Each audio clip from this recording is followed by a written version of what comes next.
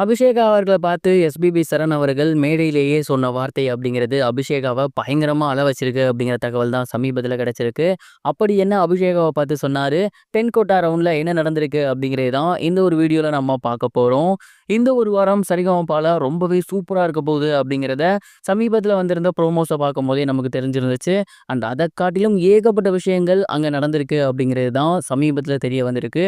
குறிப்பா அபிஷேகா அவர்கள் இந்த முறை கர்ணன் படத்துல இருக்கக்கூடிய கண்டா வர சொல்லுங்க அப்படிங்கிற பாட்டை பாடியிருந்தாங்க.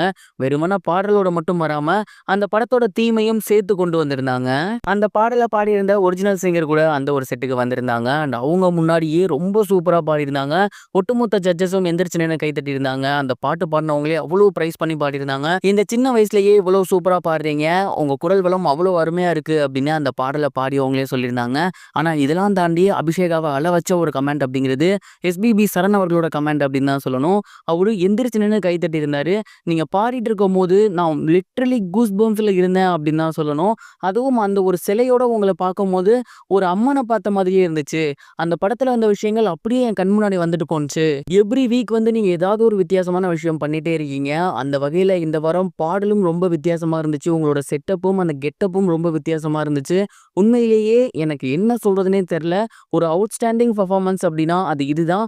உங்களோட இந்த சீசனோட பெஸ்ட் பெர்ஃபார்மன்ஸ்னு கூட நான் சொல்லுவேன் அப்படின்னு சொல்லி ரொம்பவே எமோஷனலா அந்த பாடலை பத்தியும் அவங்களோட கெட்டப் பத்தியும் பேசியிருந்தாரு. அண்ட் இப்படி ஒரு காம்ப்ளிமெண்ட்ஸை கண்டிப்பா அவங்க எதிர்பார்த்துக்கவே மாட்டாங்க. ஏன்னா எத்தனையோ மேடைகள்ல போய் பாடியிருக்காங்க, எத்தனையோ திருவிழாக்கள்ல பாடியிருக்காங்க. அங்க கொடுத்த காம்ப்ளிமெண்ட்டை விட இந்த ஒரு காம்ப்ளிமெண்ட் அவங்கள உருக வச்சிருக்கு. சரண் அவர்களோட காம்ப்ளிமெண்ட் அங்க கொடுத்திருந்த கோல்டன் ஷவர் அப்படின்னு அந்த இடத்துல அவங்க நடந்த நிறைய விஷயங்கள் நினைச்சு அபிஷேக் அவர்கள் ரொம்ப எமோஷனலாகி அழ ஆரம்பிச்சிருக்காங்க. அதுக்கப்புறம் டீம் தான் கன்சோல் பண்ணாங்களாமா. இப்படி அதிரி புதிரி சம்பவங்கள்லாம் அங்க நடந்திருக்கு. இத பத்தி நீங்க என்ன நினைக்கிறீங்க? மறக்காம கமெண்ட் பாக்ஸ்ல ஷேர் பண்ணுங்க.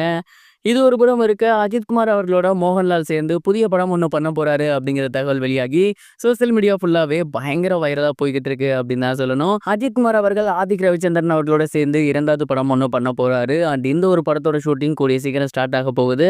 அண்ட் இந்த படத்தோட அடுத்தடுத்த அப்டேட்ஸ் வெளியாகிட்டு இருக்கு. குறிப்பா ஹீரோயின் யாரு, அதுக்கப்புறம் பண்ண போற வில்லன் கேரக்டர் யாரு, சைட் கேரக்டர் யாருன்னு அந்த வகையில ரொம்ப நாளாவே ஒரு டாக்ஸ் போய்கிட்டு இருந்துச்சு. அது என்ன அப்படின்னா, இந்த படத்துல மோகன்லால் அவர்கள் இம்பார்ட்டன்ட் ரோல் ஒன்று ப்ளே பண்ண போறாரு அப்படிங்கிறது தான்.